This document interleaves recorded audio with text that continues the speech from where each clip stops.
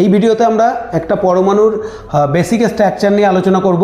তোমরা দেখো, আমরা জানি একটা পরমাণুর তিনটি অবপারমাণবিক কণা থাকে। একটা হচ্ছে প্রোটন, যার আধান পজিটিভ তড়িৎ আধান, একটা নিউট্রন যেটা নিস্তড়িত হয়, এবং একটা থাকে ইলেকট্রন।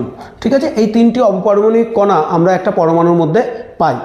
এবার ব্যাপার যে পরমাণুর নিউক্লিয়াস যেটা আছে, নিউক্লিয়াসের মধ্যে কি থাকে? নিউট্রন থাকে এবং প্রোটন থাকে। ঠিক আছে, এবং পরমাণু সবসময় নিস্তড়িত হয়, মানে ইলেকট্রো নিউট্রাল হয়, কারণ পরমাণুর মধ্যে যতটা সংখ্যক প্রোটন থাকে ততটা সংখ্যক ইলেকট্রন থাকে। এবার কোশ্চেনটা হচ্ছে, আমরা জানি সমজাতীয় আধান পরস্পরকে বিকর্ষণ করে এবং বিপরীতধর্মী আধান পরস্পরকে আকর্ষণ করে।